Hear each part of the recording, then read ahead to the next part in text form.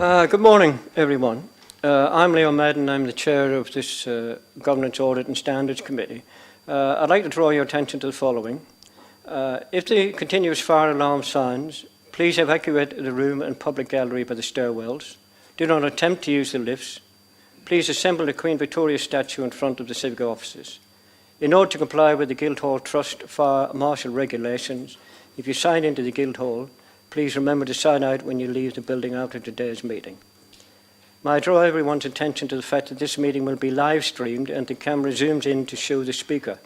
This is linked to the microphones, therefore can I please remind all attendees to turn their microphones on to speak and then off again once you've finished speaking. Members of the public are also permitted to record the meeting on the understanding that it neither disrupts the meeting nor records those stating explicitly that they do not wish to be recorded. Please be advised that the public seating area is not in view of the camera used to webcast this meeting. Can we go around for introductions, if we can? I'll do members first, if that's all. Stuart, can I start with you, please? Good morning, everybody. Councillor Stuart Brown. I represent Fratton Ward, and I'm also the Vice Chair of the committee. Good morning, Councillor Benedict Swan, Copner and Anchorage Park Ward. Good morning, Councillor Daniel Weems for Hillsey Ward. I will need to step out at 11 for about 10 minutes, but I'll just rejoin the meeting. Thank you. Councillor Graham Heaney, Labour Council for St Jude Ward. Thank you all very much. We do have one apology today from Councillor George Madgwick. Yeah, thank you. Can I start with you, Peter, then? Peter Bell, City Solicitor.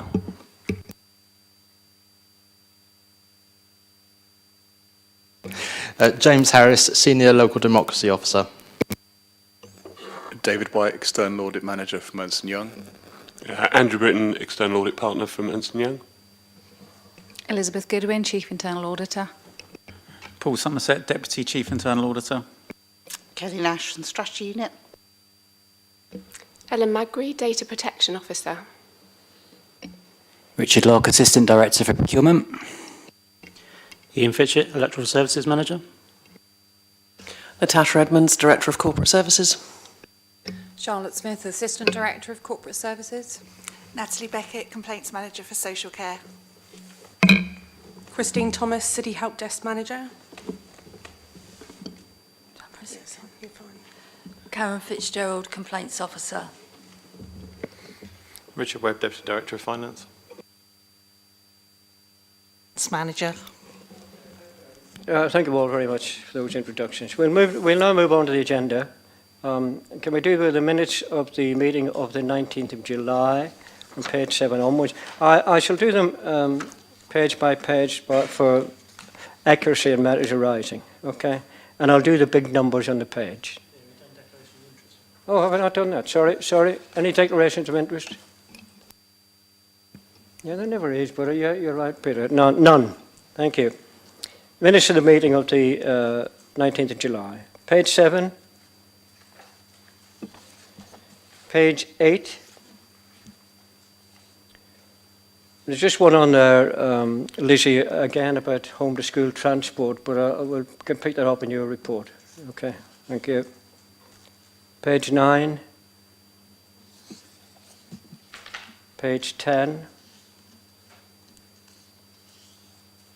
Page 11. Page 12. Are those okay, members? You agree those is a true record? Thank you very much. Thank you. The next item is review of polling districts and polling places. Welcome Ian Fitchett. Thank you. Thank you, Chair. So this review is being undertaken to make some necessary changes to our polling scheme, which have arisen due to polling station availability issues, namely in Fratton Ward and Copner Ward. As part of the review process, the returning officer is required to be consulted and to make representations, which indeed he did. Within those representations were some proposals for Fratton Ward. Some representations were received in relation to Fratton Ward from Councillor Brown, which made some modifications to the scheme proposed by the returning officer, which have been carried forward into the proposals. Those are shown in Appendix D. Within that Fratton proposal, as well as redrawing the northern part of the ward, the polling districts FA, FB and FC are two redesignated polling places. So that would be FB moving to North End Baptist Church and FC moving to Age UK on Kingston Road. Both of those changes basically are the result of St Wilfrid's Church no longer being available for use. Changes within Copner Ward. The proposals made by returning officer had identified Copner Snooker Club as not an ideal location after all, particularly there were some comments received following the local elections this year. So the proposal from the returning officer was to relocate that polling station to St Albans Church on Copner Road. Councillor Swan suggested that perhaps that wasn't an ideal location due to voters needing to cross Copner Road. Although it had been used in the past, an undertaking was made by myself basically to take another look at the Copner Ward area and the south of the ward, and we identified another polling station option, the Seventh-day Adventist Church on Chichester Road, and so the revised scheme shown in Appendix F was drawn up, and the Copner Ward members consulted and each confirming that they were happy with those revised arrangements. So those are the major changes going forward. As again said in Appendix D and F, the revised schemes for Fratton and Copner Ward. Thank you, Ian. Members, any comments? No? Okay. Okay, thank you. Well, can we go to the recommendations then, that the changes to the current polling scheme recommended in parish 5.2 to 5.5 are approved and implemented in publication of the 2024 Register of Electors, and secondly, that it is confirmed that the returning officer has delegated authority to make such variations to polling places as may be necessary arising from the availability of premises for use at a particular election. Do you agree, members? Thank you. Oh, Ian, that was... I don't know what you've done, but you've persuaded everybody. Thank you, Ian. Can I apologise for jumping over item 4? It wasn't, I don't know, my eyes are wandering. So item 4 is external audit, a verbal update on the 21-22 audit progress. Can I welcome David White, but especially Andrew Britton. Welcome, Andrew, to your first meeting, I believe, here. Thank you. Thank you, Chair. So I'll start with an update on where we are on 21-22, and then Andrew's going to talk about the wider sort of national picture and what's happening with the audit position more widely.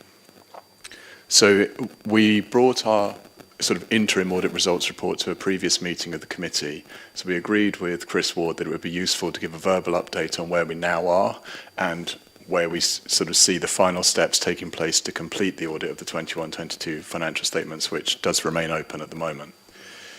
So by way of a bit of background, there have been some national issues which have impacted most or all local government audits, which have caused the sort of longer period of time to complete the audits than would have been the case in previous years. And there are two key ones. One is around the accounting for infrastructure assets as part of property, plant and equipment in the statement of accounts.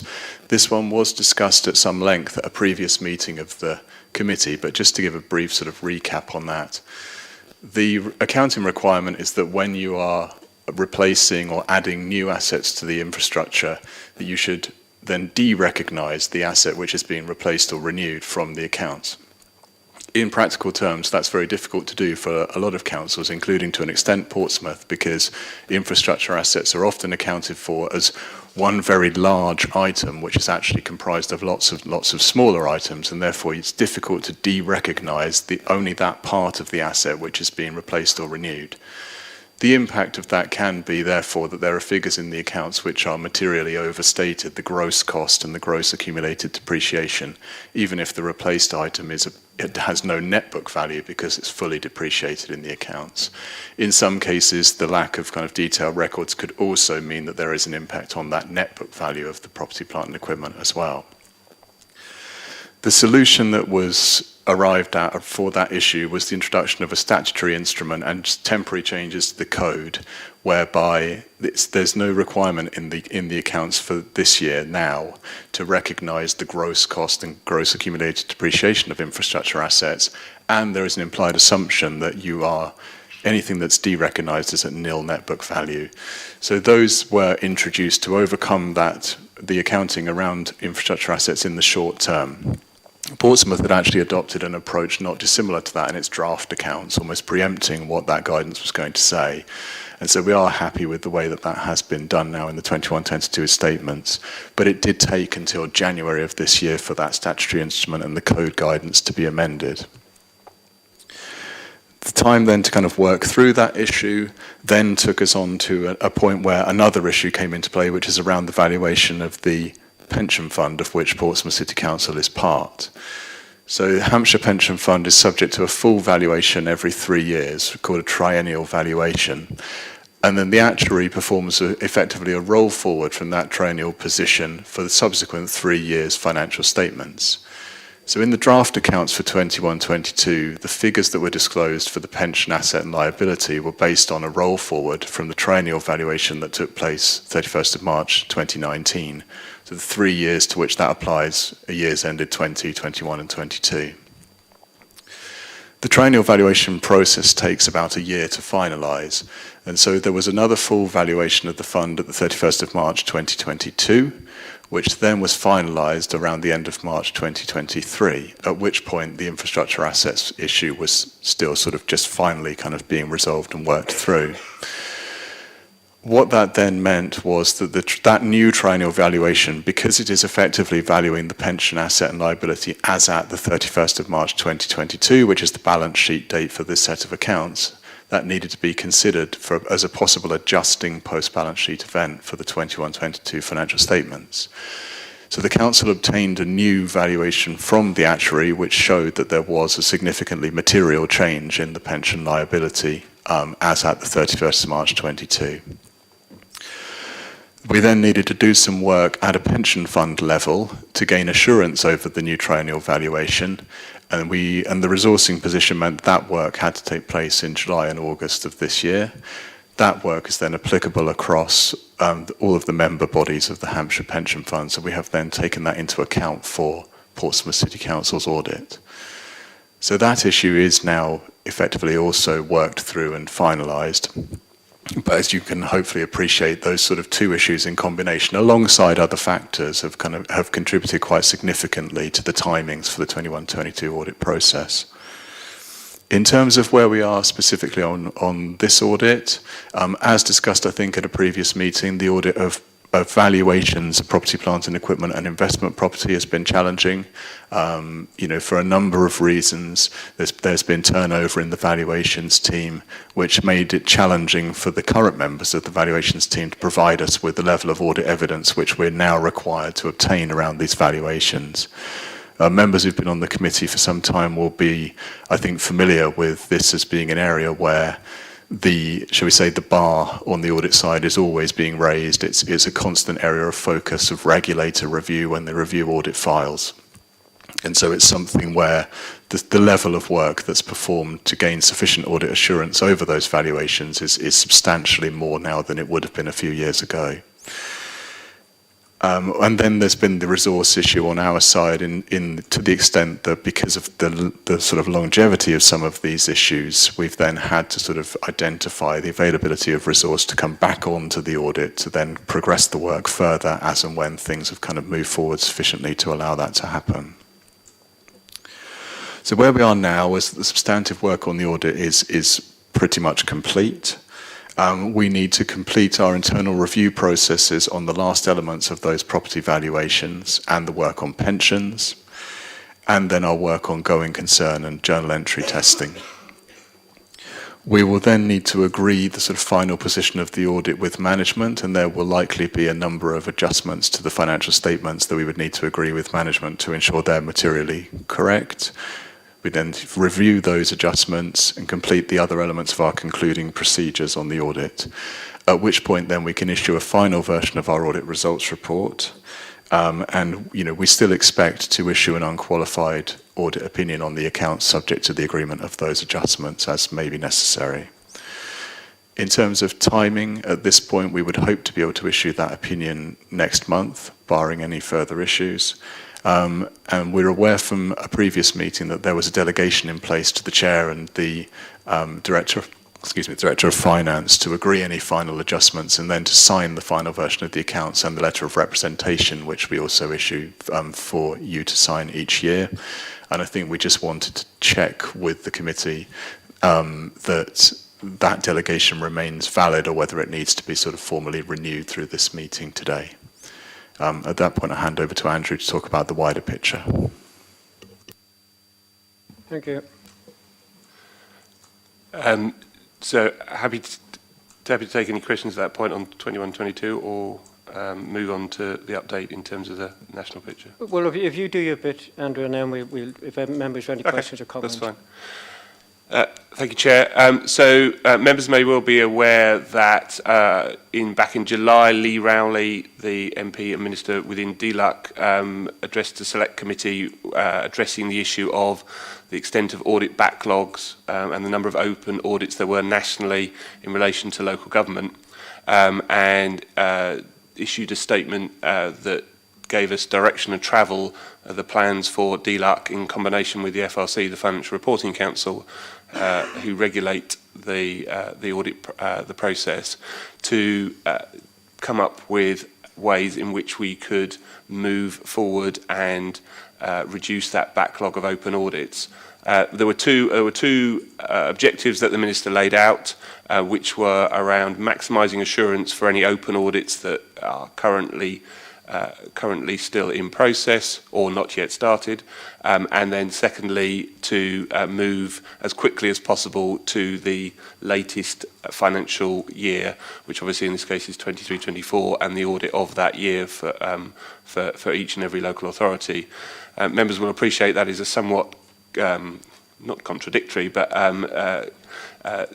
competing set of objectives to provide maximum assurance over open audits and move as quickly as possible to the most recent set.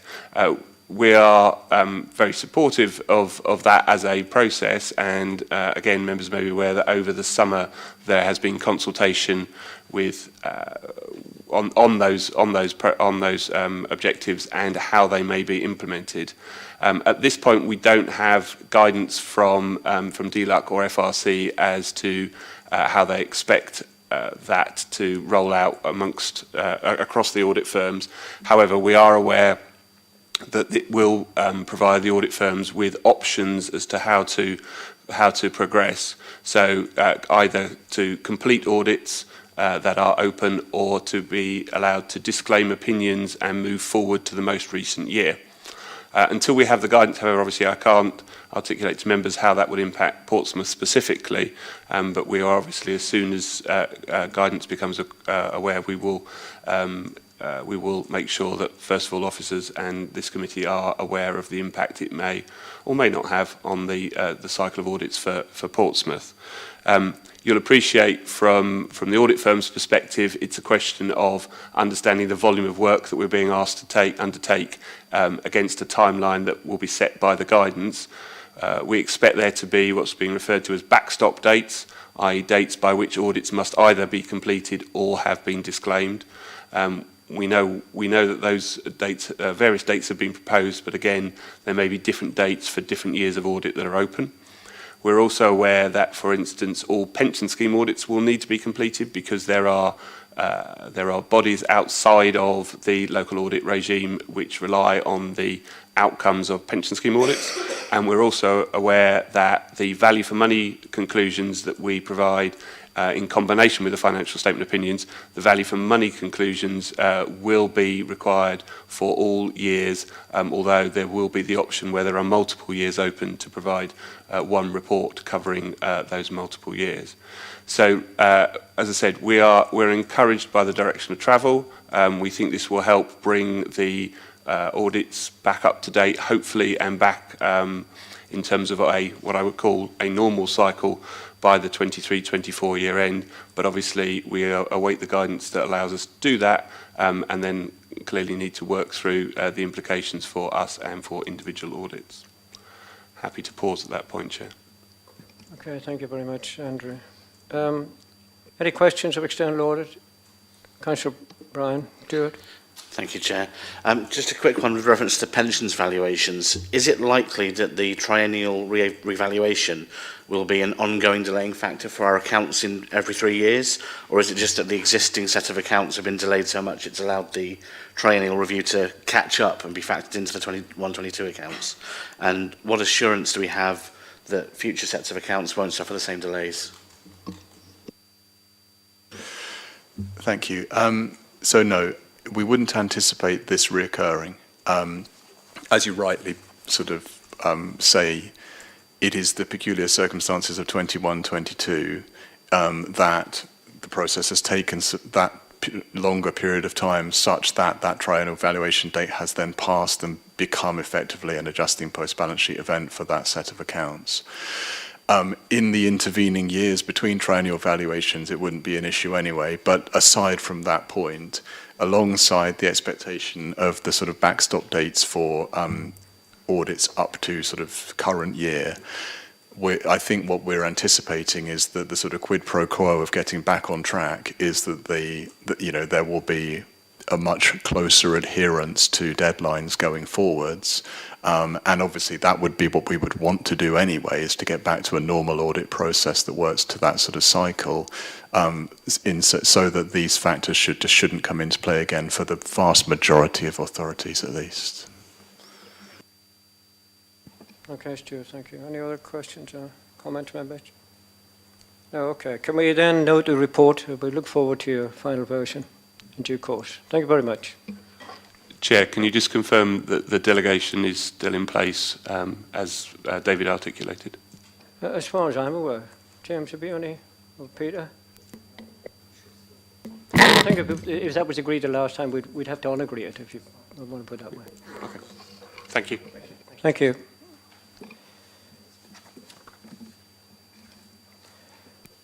Members, can we move on to item 6, Data Security Breaches Report? Helen's here. Welcome, Helen. Thank you, Chair. So this is a regular report to Governance and Audit and Standards and covers data breaches reported to the corporate team between the end of February and the end of August 2023. The overall number is consistent with the period compared to last year, slight decrease, just three less breaches recorded. But the trends remain the same. Over half of the number were as a result of emails being sent to the wrong recipient. A lot of those were to internal recipients, actually, so the wrong member of staff. And 85% of those breaches recorded were as a result of human error. Again, that's a consistent trend. None of the breaches in that period were serious enough to be reported to the Information Commissioner's Office, and that is a decision reached on the basis of risk to individuals and also the number of people impacted. But none of those in the period reached the threshold for reporting to the Information Commissioner's Office. We have a meeting with our Microsoft partners this time next week to talk about the tools available in the Microsoft suite to help us reduce the number of emails going to the wrong person. So we'll be looking at warning messages that we can ask to be created, generated when particular emails are sent or where there's particular content in an attachment. So we'll be looking at those ways that we can try to reduce the number of emails sent to the wrong person. There was also an increase in the number of breaches where there was a delay in reporting the breach to the corporate team. But we have sent a message, or we've prepared a message to go out via our corporate communications to staff, reminding them of the importance of reporting any sort of breach immediately they identify it. So we're hoping that more will be reported to the corporate team within the 72-hour statutory time frame. Whether anyone has any questions about the report?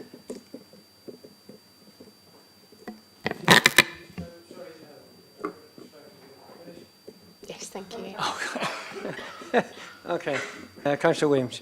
Yeah, thank you. I just wanted to know whether some of these delays were down to just timing errors. So maybe the issue occurred on a Friday and then wasn't reported over the weekend, or indeed maybe holidays. So I just wanted to know maybe whether in future reports something simple was maybe mentioning that as a reason for a delay could be useful. Just because Yes, I know yeah. that a lot of the time it is just down to human error in that sense. Yeah, we would look at that as well. I think a number of them were not reported until they were more fully investigated, maybe. So we're going to be encouraging staff to report it immediately, even if they're not fully averse of what the situation is, because the important thing is if it does reach the threshold for reporting to the Information Commissioner's office, we must do that within 72 hours of identifying the breach. So that's the importance of that 72-hour time frame. But it does include non-working hours, the 72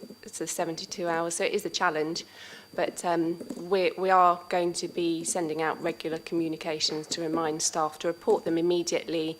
And we do have a system where if a breach is identified out of hours, it can be reported to our IT service desk, and that's manned almost all the time. So.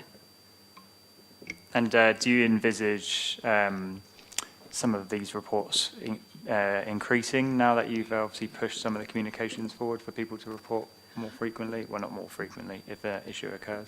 I think people are reporting breaches. I think it's the timeliness of that reporting, so we're hoping that that will improve for sure. But we constantly will be sending out messages. We've got a regular meeting with our colleagues in corporate comms to discuss those sort of most important messages to go out on a regular basis. So we're working with them to make sure staff are fully informed and reminded frequently about what their responsibilities are. And are you confident that staff are informed, like they are happy with what the processes are? Yes, I am confident, yeah. Brilliant. Thank you. Okay, thank you. Well, Helen, we look forward to the results of your meeting with what a wonderful thing, the IT security and architect teams. Yes. Fantastic. Yeah. I've never heard of them before, but Oh, I'm have you sure. not? No, I'm sure they do a good job. Alan, could I just, I suppose the one that jumped out at me was in relation to the police being notified on one case. I don't think I've come across that before. Is that unusual? And have you any idea what led to, it's quite an action to be taken, isn't it? And I don't know then if they, sorry, Ella, just for the show, on the same line it says training 1. So is police notified 1, training 1, is that the same person? No, it wasn't. No, the police were notified because of a theft of a device. So that was the reason for the police being notified. Do you know what the result was? I don't think the device was recovered, but the devices are encrypted. So the theft of a laptop is probably less of a concern than other breaches, in that it would be very unlikely that anyone would be able to access anything on that device. But the theft itself was reported to the police. So. Okay, thank you, Helen. Any questions or points, members? No, okay. Can we then note the data security breaches report? Thank you. Helen. Thank you. So we now move to item 7, overview of Portsmouth City Council complaints, including local government and social care ombudsman complaints 22-23. Charlotte. Thank you, Chair. So I'll be presenting the report today, but my colleagues from Corporate Complaints and Social Care Complaints are here in case the panel have any, or committee have any specific questions. So this is our annual report on corporate complaints for 22-23, as you just said, including our local government and social care ombudsman complaints. The timing of the report coincides with the annual complaints report from for councils from the LGSCO, which we usually receive in July. So it seems it's a year behind, but it's because that's when we receive our report from them. But we do also report on complaints quarterly to Chief Exec and Director level within the organisation, and we publish those quarterly reports on our website to ensure we got that timely learning and reporting and transparency around complaints as well. As Members, I'm sure, will have read the report. I'll just highlight a few trends. So we had fewer complaints this year than the previous year.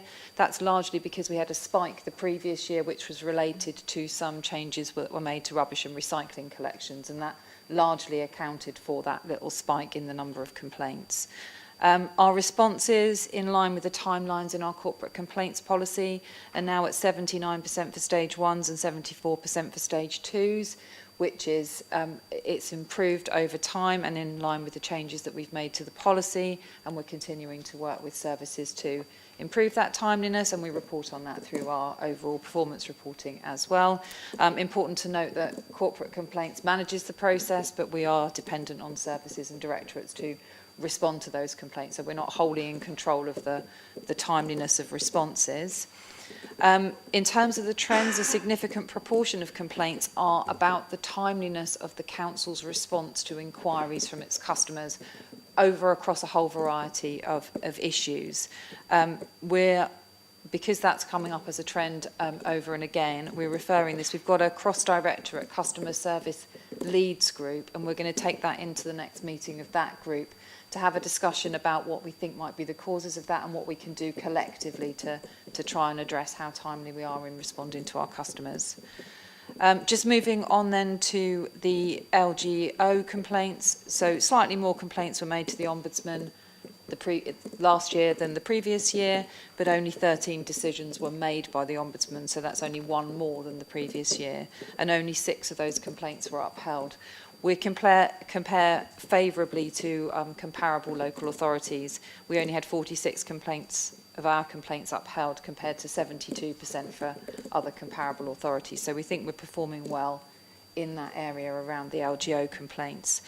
We raised a potential risk when we changed our complaint policy from 3 stages to 2, that the 2-stage process may lead to an increase in complaints to the LGO that being upheld.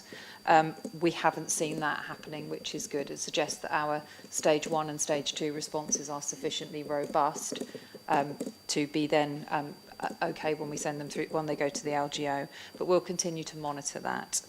The 6 upheld complaints, there were 3 for social care, 2 for special educational needs, and 1 for planning, and they were all complex cases in complex areas. Remedies were made in all cases, and we've included the remedies and the additional learning that was applied by the relevant services in the report.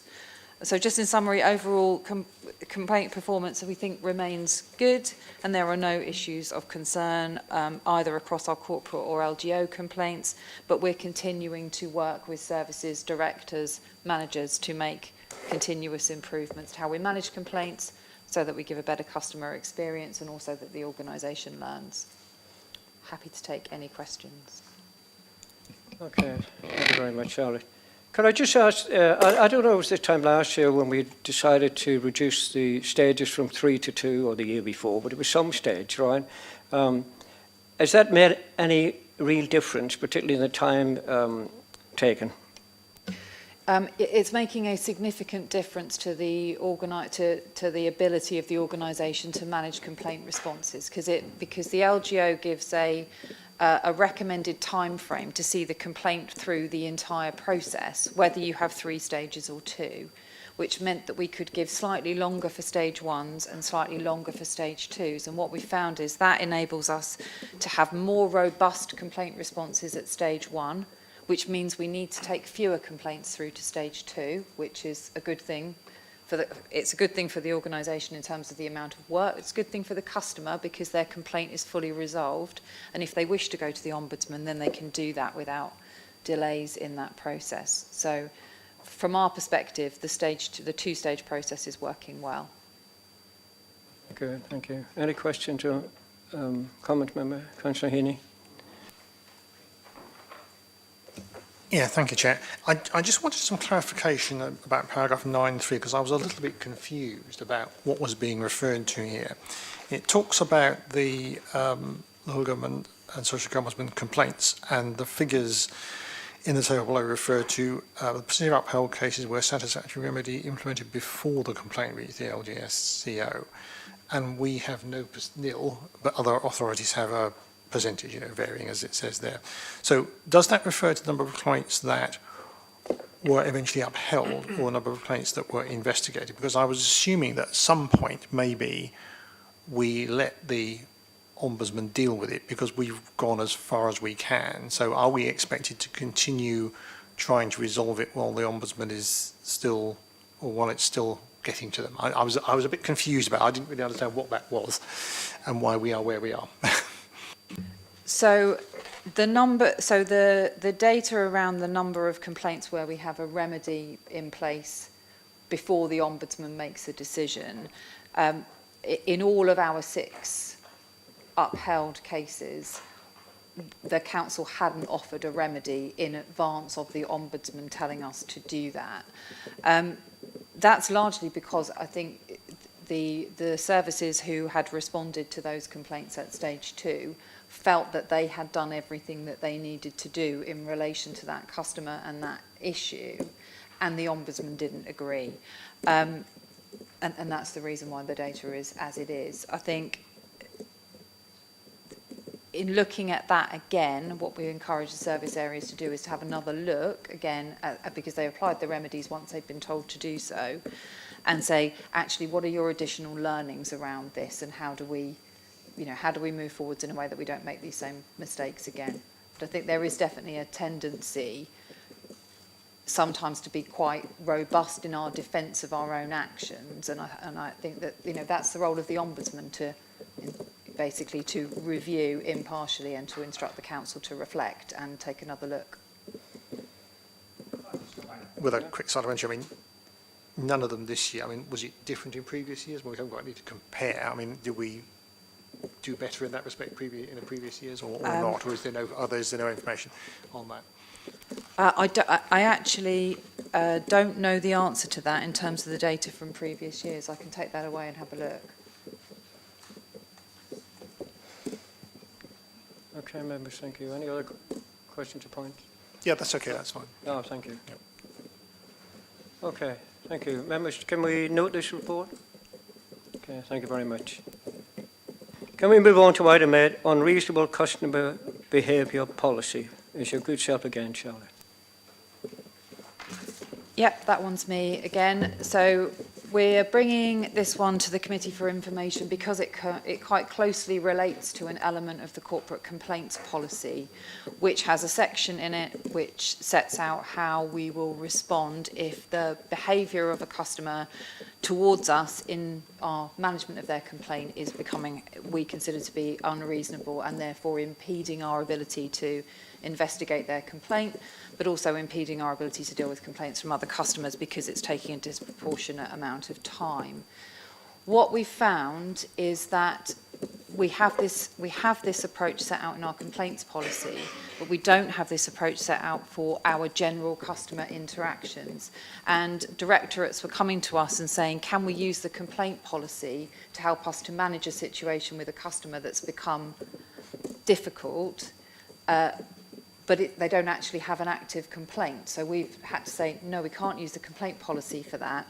And it's highlighted that there is a gap in the approaches that we take.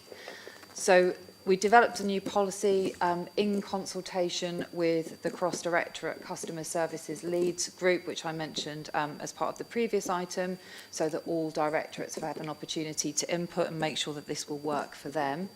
And the idea is that it will enable the council to transparently manage situations where the behaviour of a customer has become, in our view, unreasonable. And that's unreasonable because it's either a large volume of contact in a short space of time, which takes council officers away from being able to deal with other things, as well as making it difficult to respond to the customer, or because the nature of the communication can become at worst, kind of aggressive and abusive. One of the examples that we used in the report, we have a customer who sent 58 emails to the council in less than a month, all about similar or related subjects, sent to different officers, different email addresses, and then it takes a huge amount of time to unravel, making it difficult for us to respond to the customer, but also difficult for us to manage in terms of capacity. We have, as I said, a section on managing unreasonable customer behaviour and complaints. And so we've tried to replicate the principles around that in the approach that we take in the policy that we've set out. We've used the definition of unreasonable customer behaviour reflects the local government social care ombudsman's best practice around that. And the idea is that we set out an approach that attempts to deal with the issue initially informally, and we've got some guidance for managers around how to do that and how to support that informal resolution. And a lot of that is about encouraging services to take a step back, look at what we've already done, to try and see the situation from the customer's point of view, and to make sure that we've done everything that we possibly can to respond to that customer's concerns. If that's not successful, then the policy then allows for a referral to the City Help Desk manager, who will then provide an impartial review to make sure all the possible steps have been taken in relation to that customer, and where necessary to advocate for the customer in relation to that interaction with the director or service involved, because sometimes if you've been dealing with the customer for a long time, you need having somebody who can take a step back and give an impartial review is helpful. And the City Help Desk manager will then, in communication with the customer, impose restrictions if they're needed. And those restrictions can be things like providing the customer with a single point of contact so that all of their communication comes through one place, avoiding scattergunning across the organisation, or doing things like saying, okay, so you send us lots of emails, we will read those emails at a designated point and we will provide you with one response rather than 58 responses.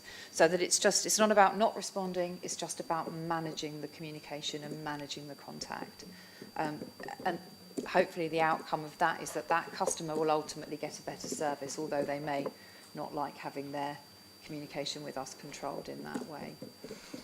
The policy also allows makes provision for the customer to appeal and to request a review of those restrictions if they are put in place.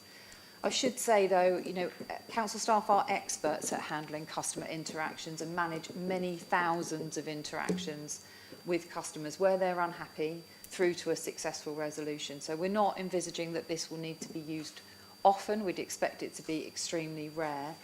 But in those situations where the interaction with the customer becomes such a significant issue, it will provide us with a transparent approach, which is transparent for the customer and is nice and clear for staff so that they know what to do, and we're handling all of these things consistently. I hope that's helpful, but I'm happy to take any questions. Thank you. Did you say that this was just for information, this report? Yes, we brought it for information because it links to the corporate complaints policy. So there's no point in us saying anything? If the committee have comments, we're more than happy to take those on board, and we haven't implemented the policy yet, so we can make amends to it. I'd be very interested in your views. Just want to get it right. I don't want to waste your time or our time.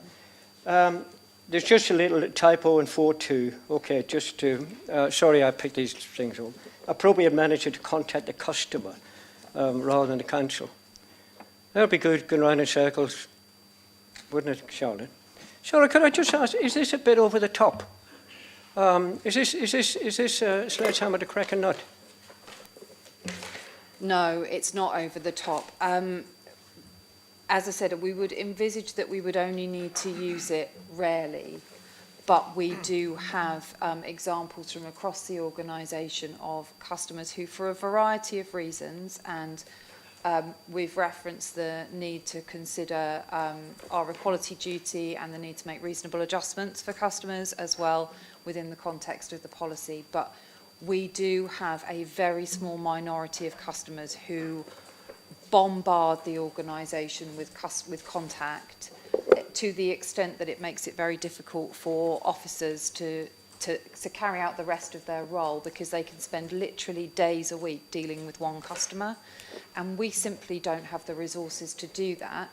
But also, if we don't marshal the way that that contact comes in, it's very difficult for us to resolve those issues for the customer as well, and that's equally as important.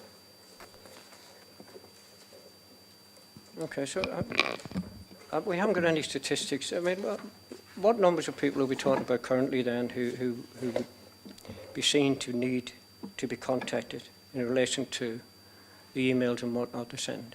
So we don't have any statistics to offer you because this isn't something that the organisation so far has been collecting data around, but we've been approached by directorates on a number of occasions and by cabinet members for those for those areas to say this persistent contact is an issue and we need to have an approach to manage it.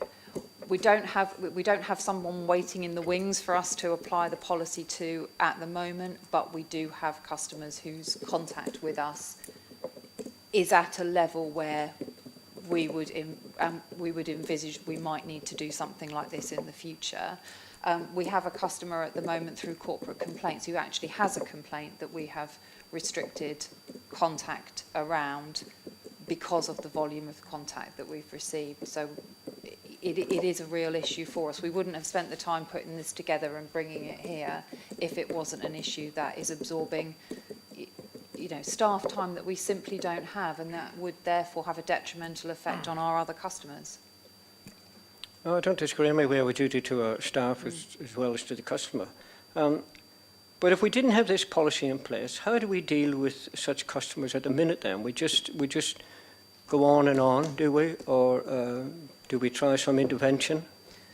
Currently, we try and resolve situations with customers informally, but we don't have any clear process for the organisation to follow to actually formally impose restrictions. And if we don't have something to follow, then we are in danger of everybody doing things in a different way and it not being clear for the customer what we're doing and not being clear for the staff or the manager involved as to what they need to do to impose something like this fairly. Because if you restrict contact without doing it in line with some sort of clear process, you're in danger of making it difficult for that customer to access services from us when they actually need to, and we need to guard against that. So it's kind of making sure that we're putting the right structure in place so that our customers can continue to contact us and that necessary contact doesn't get lost in unmarshalled volumes of emails or phone calls or whatever their chosen method of communication is. Okay. Members, any questions or points? Councillor Heaney. Yeah, thank you. I mean, you clarified that we don't really have a policy beforehand, and I fully understand why you need to do that. I mean, I'm aware of a couple of examples where I think this might apply. Can I ask a couple of questions about how we will deal with this? Because clearly sometimes individuals will have a genuine complaint that is within a whole series of other complaints which turn out to be not relevant or not genuine. So we always have to be aware that there could be something within a tranche of correspondence or a tranche of complaints which is genuine but a lot is not. How do we go? Is this about referring it further up the chain for decisions on that, or are managers confident that they feel able to deal with those? Do we have enough communication? Because the other concern, I suppose, is that someone might, as you quite rightly said, bombard different departments with complaints, and then do we actually realise, or do people who are receiving it realise that other people are getting the similar sort of complaints or different complaints that are related to the same thing? So there's a couple of bits to that. So the genuine complaint or the genuine concern, that's exactly why we need to have these things in place, because the danger if we don't is that, and one of the things that we are absolutely clear about within our corporate complaints policy as well, is that just because the customer deals with us in a way that we may consider to be unreasonable, there are still genuine complaints in there, and I'll refer across again to the equality duty, and sometimes our customers deal with us in a way that we may consider to be unreasonable because they have a wide range of issues, but there are still genuine complaints in there, and it's an absolute priority for us to extract those genuine complaints and to make sure that they're dealt with, but in order to do that, sometimes that means we need to put in measures in place to manage the way that they communicate with us in order that we can deal with their issues and complaints. And, you know, and then to take the example of somebody who contacts multiple council departments, the approach that we take around that in terms of applying some kind of restrictions in terms of unreasonable customer behaviour would be to give that person a single point of contact. So we'd identify within the organisation who is the most appropriate service person to take the contact from that customer, and then to essentially facilitate responses to that customer, because actually that would be quicker than that customer emailing 20 different council officers with the same or very slightly different variations on the same questions, and then all of those officers trying to respond to them individually, and then not having that joined up response to the customer where we are where we're actually being consistent about what we're saying. So in theory, the idea is that it improves. I know the customer won't necessarily feel that this is the case, but what we're trying to do is to make sure that we can respond to genuine concerns and that they don't get lost in multiple emails to multiple different areas. I'll come back with a couple of things. I mean, I do think it's a minority problem, but it is potentially quite a serious problem for those who are on the receiving end, officers as well, who can find it quite difficult to deal with. I wanted to ask two other questions, really.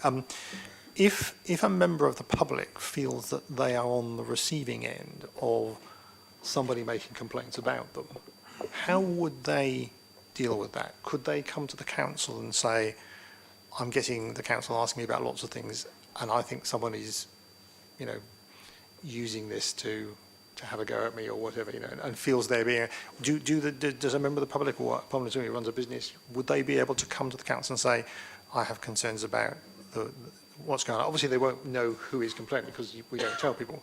But is there any avenue for someone who feels they might be the victim of that sort of thing, being able to come to the council and at least discuss it or maybe have it investigated? If I understand correctly, so if a member of the public feels that the council is contacting them repeatedly about issues, and those are coming from different departments or anything like that, if they've got any concerns about any conduct by the council whatsoever, then they can make a corporate complaint, and then that will be logged, allocated and robustly investigated. So yes, absolutely, the corporate complaints process is the route for a customer in that situation. My final question is, I mean, it hasn't happened to me, but it may happen if a member is getting someone who's constantly throwing stuff at you about a complaint. They may not be satisfied, you're responding to it, and they keep coming back and coming back. Can members refer that and, as a way of trying to deal with it, or do we have to deal with it ourselves as best we can? I don't know the answer to that, but I can take that away and have some discussion with our monitoring officer to see whether or not that's something which could be incorporated, or whether we would need to take a different approach. So I'm sorry, I don't know the answer, but we can take that away and have some discussion about what the approach would be, because I can appreciate that may be an issue for councillors as well.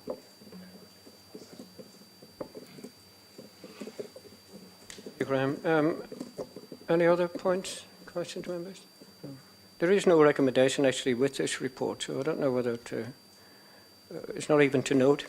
It's not your fault. It's just that you did come. That's what threw me with your information only. No, it's fine. But can we note this report, members? Is it? What page is that? Oh, I have 77. Sorry, what? I haven't got, what is it? That the Governance and Audit and Standards Committee notes the report. Oh, it's just a note. Sorry, thank you, Stuart. Sorry, I missed that. Well, note the report then, members. Great, thank you. Thank you. Thank you, Charlotte. And thank you, Raf, for coming. We now move on to modern slavery. Natasha Edmonds, the Director of Corporate Services here. Welcome, Natasha. Thank you, Chair. So this report is related to our modern slavery statement, section 10 of which has an improvement plan. And the purpose of this report is to provide a progress update on that plan. The plan covers a variety of different areas around strategic leadership, partnership working, awareness raising, which also incorporates training and development, some of the activities around our policies and processes and our procurement activities as well. In summary, we're making good progress in the plan. We've also conducted a self-assessment of our progress, and that also has given us a good score in terms of the scoring of advancing. So we will continue to meet as a partnership group, which involves not just the council but also partners from the police, Office of the Police and Crime Commissioner and colleagues from within council services. We will be continuing to monitor the plan and bring updates to this committee over the course of the year. I'm assuming you've all read the report, so we'll take any questions. Thank you. Thank you. Any questions or comments, members? No? No? Okay. Thank you very much for that, Natasha. Members are happy to note the report? Thank you. Agreed. Thank you, Natasha. Thank you. Can we move on to item 10, Corporate Performance Report, Quarter 1 to 2023-24. Natasha Nash, our Corporate Performance Manager. Natasha. Thank you, Chair. So this is the usual quarterly report that comes to the committee. We've recast it slightly to follow the corporate priorities, now that we've established the process of creating the corporate plan each year to set out those priorities, which obviously we had a break in the process during the time of the pandemic. What we've tried to do is present for you kind of the business as usual activity indicators in graphic form to make them as easy to interpret as possible, and then also provide reports on those transformational projects that will help move us towards those priorities, as well as a bit of a narrative summary at the beginning around those key areas of activity. What you'll also see is a report around the general corporate health of the organisation to give you a sense of how we're doing in broader terms. In section 4 of the covering report, we pick up some of those key themes emerging. As you would expect, we're seeing some significant pressures in those demand-led services, particularly around adults and children, and we are seeing some significant pressures which are generated by the challenges we have in recruiting and retention of staff at the moment, and that's for a variety of reasons. I would emphasise that this is a quarter 1 report, so as we tend to find over the course of the year, these reports develop as more information becomes available, or people bring in indicators that are probably not available at the beginning of the year, but actually develop the picture as we go along. So we're not suggesting for any means this is a static set of indicators. It's a starting position. I would expect that to develop throughout the year. So yeah, happy to take any questions. As is always the case, I can't necessarily comment in detail on any of the particularly operational points, but very happy to report those back, and very happy to report in more general terms around the sort of process of the performance report. Thank you, Chair. Thank you very much. Thank you. Members, any comments or points, questions?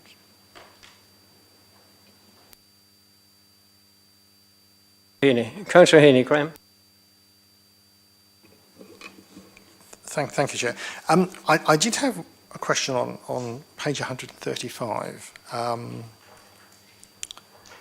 in reference to the item on school play streets. It talks about school streets. It says 80,000 measures, no allocated revenue budget for play streets. It talks about the pilots. Now, it says ongoing dependence on resources. I mean, a lot of publicity was done at the time, well, in advance of these being rolled out. In fact, I collected some of the publicity, an article in the Sun newspaper, etc. I know COVID delayed the implementation of these, and we have some,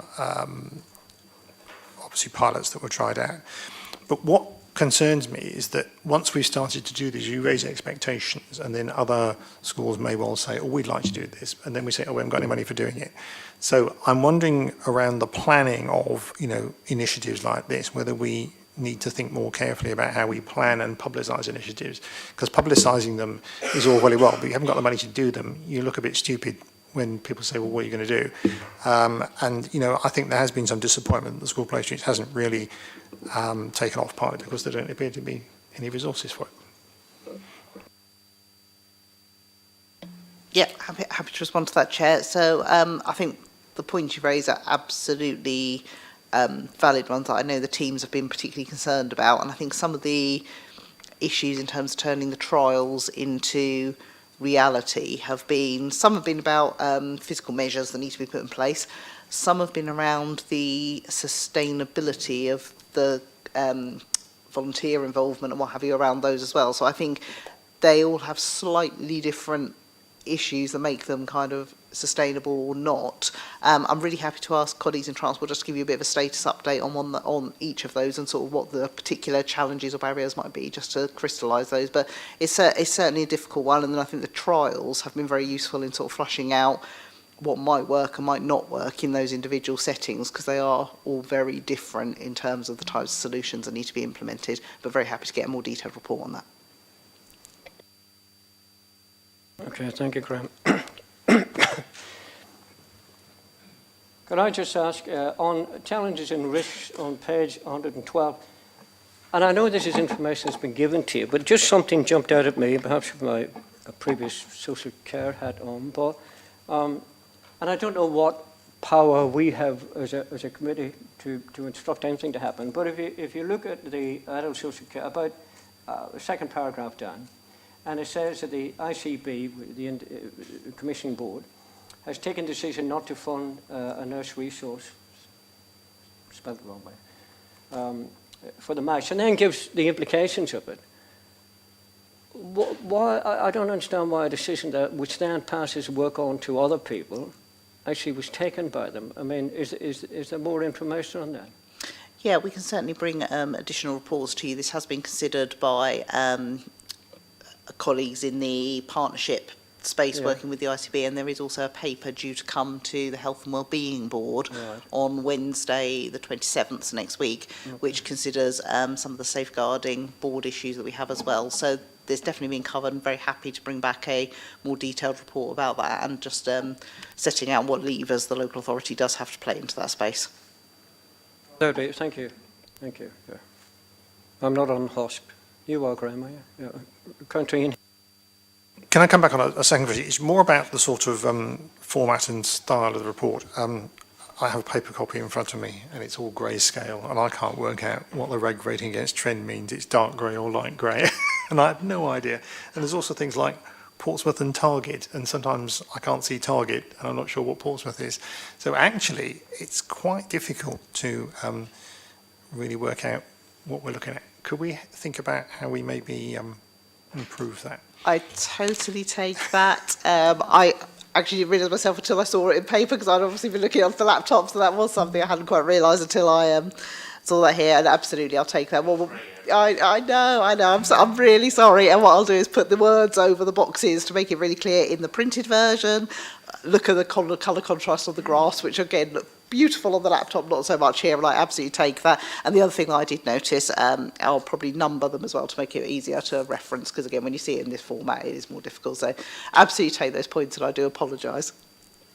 I probably could have gone and looked at the online version and compared it with the paper version, but I'm a bit of an old-fashioned character, and I tend to scribble notes on things when I want to know, so I don't forget what I'm going to ask about, and also know where my place is. So I normally do it on the paper version, so that's the problem I have. Okay, thank you. Okay, members, thank you. Can we note the report and note that Helen's going to come back on the point that I raised? Helen, God, Kelly.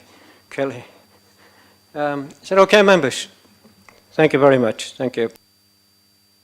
Can we now move on to item 11, Internal Audit Performance Status Report to the 8th of September 2023. Thank you, Lizzie. Thank you, Chair. Standard report is presented and is in front of you, and it narrates any work that we've completed since the last reporting period. You will see, if I take you through a number of the pages, so 151, you will see that we are on target to complete the work included within the plan between now and the end of the financial year. Page 152 includes any ongoing audit involvement, including the number of investigative items of work, and 153 includes any movement within the plan, those that have been removed temporarily for consideration for the next year's plan, and those that have been added. I did want to draw your attention to, at the bottom of one of the removals is gas services for a follow-up. The removal is because the implementation date, which is attributed to a contract, is not due until 2024. Moving on to pages 156 onwards, this is where we have the detail in relation to audits that we have completed. Apologies, because there's a little bit of a typo at the top.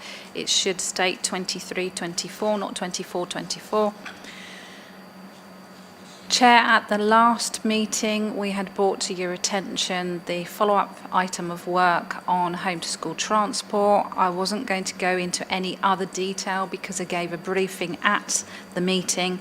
It now sits at reasonable assurance, and we gave you our assurances that Audit would audit it on a yearly basis until it remained stable. Happy to take any questions you may have on any particular area that we have audited, be it that it is grant related, full audit related, or follow-up work, which are on the which is in the tail end of the report from 161 onwards. Chair, beyond that, happy to take any questions. Thank you, Lisa. This noise is doing my head in. I'm just looking at the high risks, you know, and if you paragraph 8 there, and there's a couple in adult social care. Now, these are fairly serious ones, aren't they? Where procedures around frequency of home care visits are recorded, and but I suppose the question is: has this been going on for years, or is this just something that's recently happened and just fallen through the chair, if you like? Apologies, Chair, because I'm struggling to hear you, but is this in relation to 156, the quality assurance? That's it. Yeah, wonderful. We have not audited the quality assurance side of the equation for a number of years, so being able to accurately answer whether there is any historic trends is a little difficult.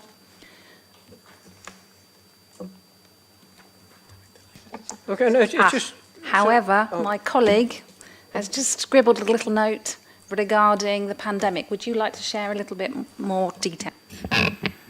Yes, so around the frequency of their care home visits, the pandemic obviously did cause an issue with the amount that then got delayed, and kind of since then they were in the stage of catching up. But what the point we're making is they don't really have any formal procedures about how they're going to do it and the frequency. So in answer to your initial question, I think the pandemic caused a lot of these issues that they're still kind of catching up on, but there is still some need to have formal procedures about how often they plan to do these in the future.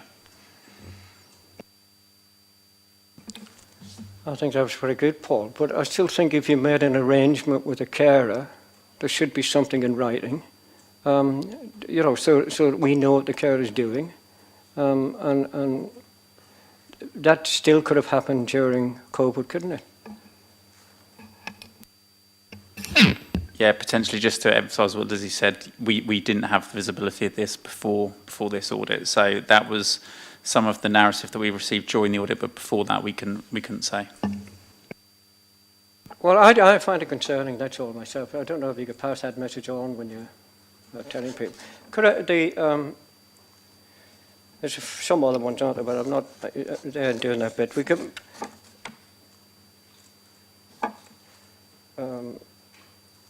The 9, page 161. The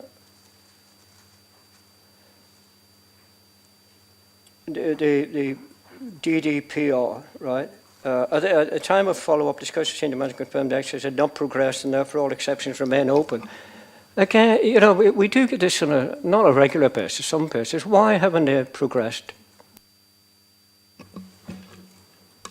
Chair, the Directorate would probably be best placed to answer that. However, WhatsApp usage is was very new within the organisation and the onset of the pandemic. WhatsApp should not really be used by us as an organisation because of who actually hosts WhatsApp and because it doesn't comply. We tested Children's Services, because Children's Services were probably the forerunners to begin with on the outset of the pandemic, who needed to use this. They have, in retrospect, gone back to perhaps make certain that there are gaps in the procedure, which was initially formalised but difficult to enact because of the nature of the interactions between themselves and the young individuals. So they've made some progress with realigning to ensure that we're complying from a framework perspective, but we're not going to comply from a legislative perspective because of the nature of how WhatsApp is deployed. Okay, thank you. And could I just, I know you've mentioned 163 home to school, and of course you're auditing rather than making decisions on it, but we still need to ensure that people accompanying our children to school and back do have the proper qualifications to do so. Yeah, and that's not happening, is it? It is significantly better. There is recognition that of the cohort of individuals that we use at any one stage, that there will be a number that come up for renewal. So there will always be some that are on the cusp. This is significantly better. So those where there are gaps, they are smaller than we have ever seen during previous audit periods. Okay, thank you. Members, any questions or points? No, thank you. Could we then note the audit performance for 23-24 to the 8th of September this year, and secondly, the highlighted areas of concern in relation to audits completed for the 23-24 audit plan, including follow-up work performed. And agreed, members? Thank you very much. Thank you. We now come on to item 12, Treasury Management Outturn Report 22-23. Richard Webb's here, and you've been here before, Richard, but can I welcome Helen Clem, who's the Technical and Financial Planning Manager. Thank you very much. Thank you, Chair. So this is the Treasury Management Outturn Report for the financial year 22-23, which ended on the 31st of March 23. So this report comes to this committee for scrutiny and will then go on to Cabinet and full Council. During 22-23, oh sorry, is that better? Okay, so during 22-23 the Council undertook no new borrowing. Our gross balance of borrowing as at the 31st of March was 747 million. Our gross investments at the same period was 404 million. Overall, the net treasury costs were 356,000 under budget for the year, and this is due to the returns on our investments being higher than expected because of the increase in interest rates. And as a continuation from the previous year, the Council has sufficient liquidity to meet our obligations as they arise. We're happy to take any questions. Okay, thank you, Helen. Any questions or comments? No?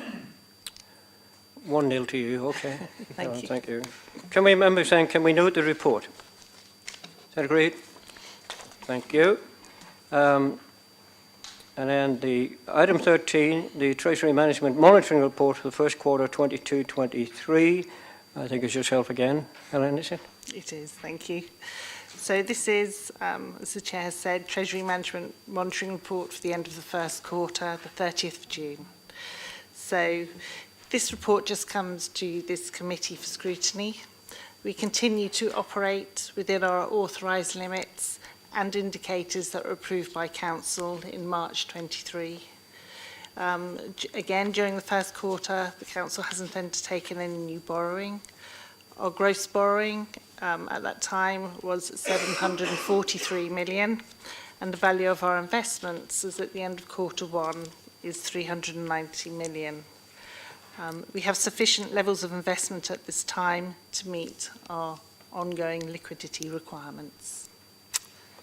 Again, happy to take any questions. Okay, thank you. Members, any? Councillor Brown, Stuart? Thank you, Chair. Sort of half comment, half question. Obviously, we've seen in the news recently quite the high-profile case of Birmingham City Council putting in a Section 114 notice. I think from the several years I've been on gas, at least, it's been quite obvious that Portsmouth has a much more stable financial situation. Could you just give us some reassurance that we're not, blindly, heading towards a Section 114 without realising it, or that we are fairly certain that the controls and measures we have in place mean that we are going to be stable and not on the verge of bankruptcy and subject to a news story coming up soon? Absolutely. I'll take this one. Thank you for that question. As you can see from these reports, we've operated within the parameters set out in the Treasury Management Strategy, which was approved by Council.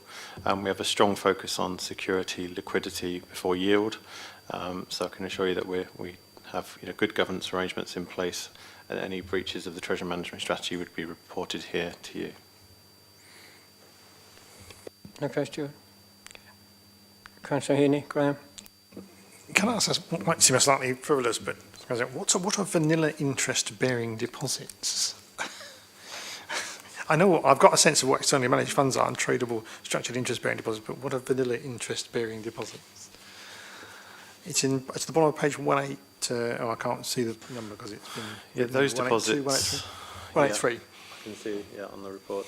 Those deposits where we are placing on deposit with banks or other local authorities, and we have a fixed interest rate on those returns. And the majority of those are invested within a year. And they are described as vanilla rather than bank interest deposit rates. Okay. Okay, members. Thank you. So can I recommend that the Council's Treasury Management activities have remained within the Treasury Management Policy 23-24 in the period up to 30th of June 23, and secondly, the actual Treasury Management indicators as of 30th June 23 as set out in Appendix A be noted. Is that agreed, members? Thank you very much. Thank you very much. Okay, we now move on to item 14, which is the exclusion of the press, because we do have some confidential report papers within this report. So I have to move the exclusion of the press and public at this stage. If we need to go into the exempt report, then we'd have to do that in a private session. Is that correct? Sorry, are members happy with that? Okay, thank you. Okay, Richard. Well, we do have a lot in the public arena, Richard, which we have here on white paper. So could I pass over to you, Richard? Thank you. Thank you, Chair. I'll run through the report fairly quickly. There's a few things that we've changed since last time. So the spend compliance is now across a full quarter. What we're going to be doing is reporting on regular quarters throughout the year as well, so we can give more consistent sort of position on performance and comparison. Starting with the spend compliance, our systems that we have in place through Oracle Fusion are still very strong. We're at 99% compliance in terms of spend being able to be tracked back to a contract entry on our Intend system. Work is ongoing on those other systems where the spend doesn't go fully through Fusion, such as Mosaic, Controc, Systems Link, Scala. We've had some progress since the last committee report, but that work is ongoing. We're mostly focusing into Controc at the moment. Systems Link, where we process most of the utilities payments. I know with certainty that those contracts are compliant. We have let them through lawful routes. We just need to get contract entries up on the system. In terms of the next part of the report, which is in relation to waivers, a little bit of development on that report, where we are now also reporting on cumulative waivers, where the actual waiver value that was signed off in the quarter might not be above £100,000, but there might be successive waivers that would bring it above that. So trying to give you a bit more transparency there. In terms of waivers, again, no high-risk waivers. We're not really in the business of signing off contracts that would put the authority at a level of high risk. A number of medium-risk contracts where there is a breach, but there is clear mitigation in place. We're working to bring those contracts into compliance, and we think there is limited to nil risk of market challenge. One extra medium risk waiver compared to last time. We took a report, same number as low risk waivers.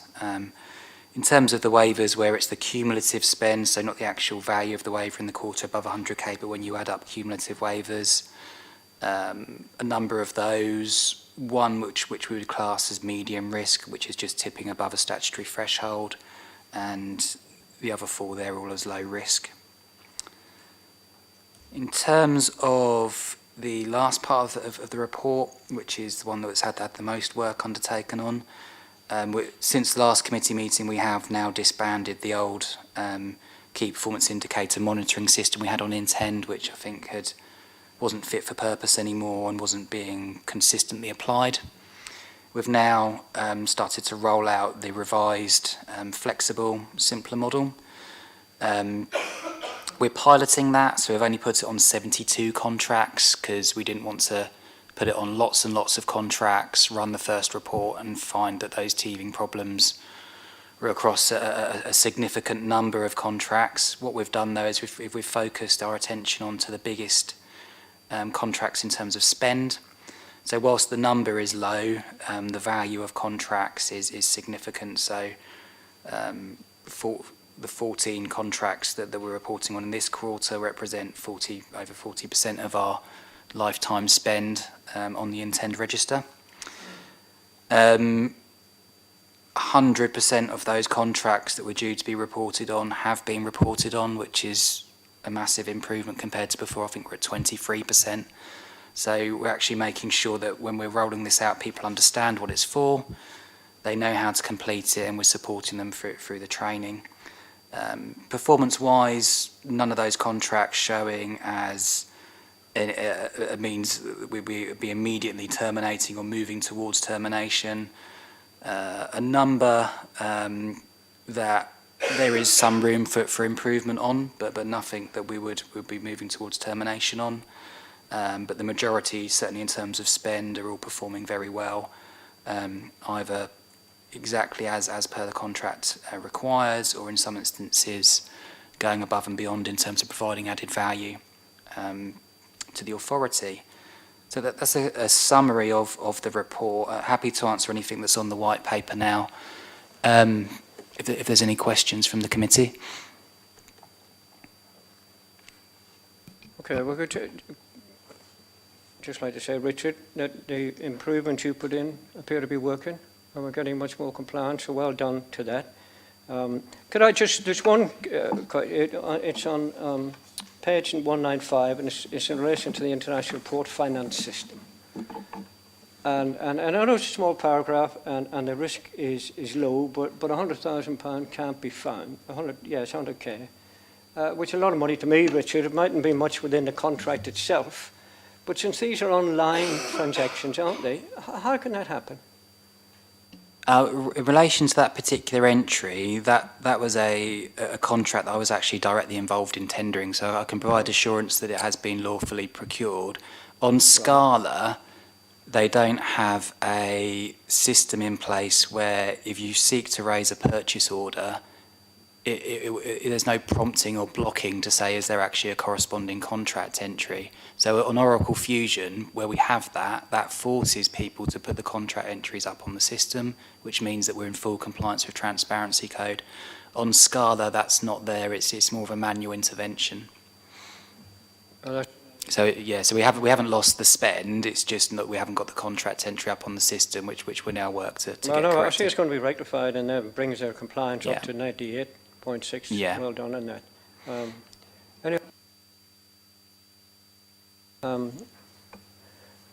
Councillor Brown, Stuart. Thanks, Richard. Just a very quick question on the KPIs on pages 198, 199.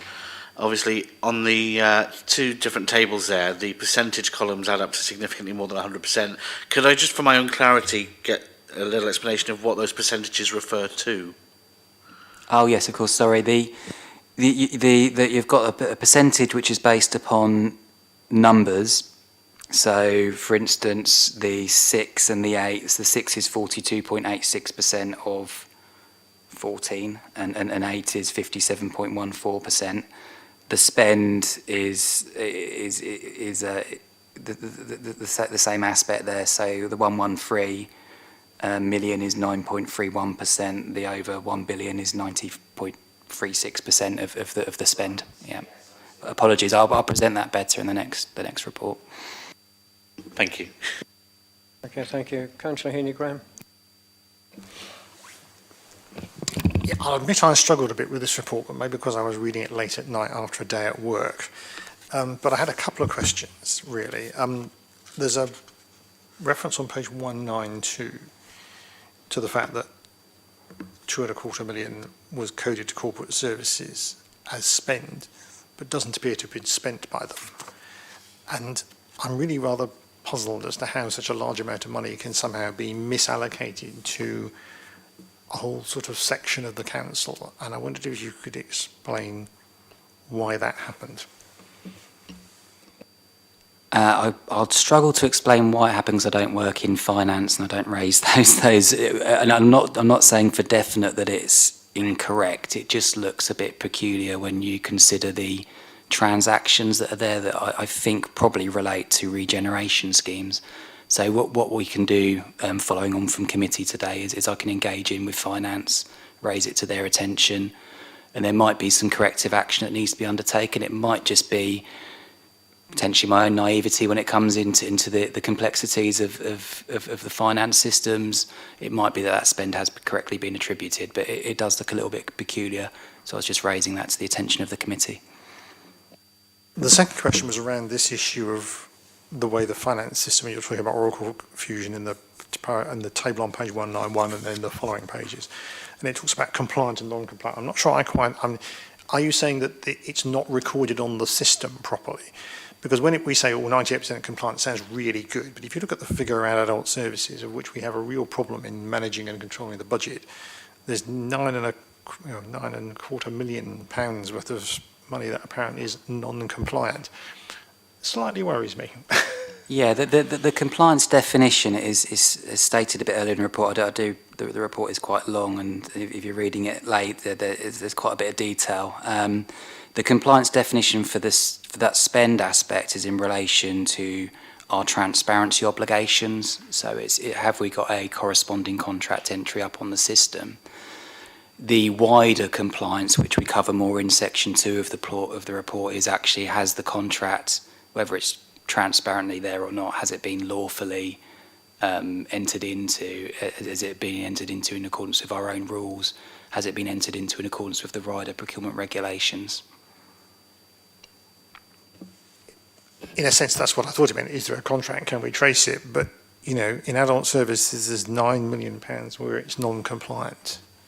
I wouldn't say it's necessarily non-compliant in terms of those that we don't have a contract in place. It's just that we haven't got the entry on the intend system where we don't have those spend controls there. So what we'll be doing is working with adult social care finance, really starting to do that, to look at those spend entries, track back and see actually, okay, which ones fall above the thresholds, get the contract entries up on the system. In doing that, we can also check at the same time if we've got the relevant governance paperwork in place, or if actually that there is a requirement to bring that into compliance, maybe enter into a waiver whilst we correct a situation.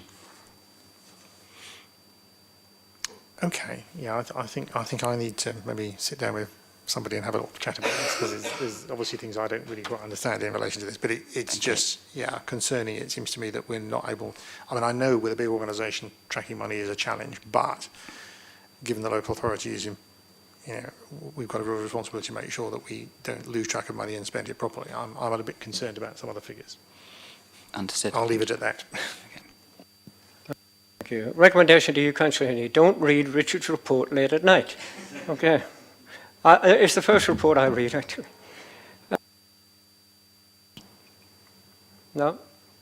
Okay, Richard, thank you very much for that. For that bit, we've agreed to move into exempt session, so we need to turn everything off, don't we, James?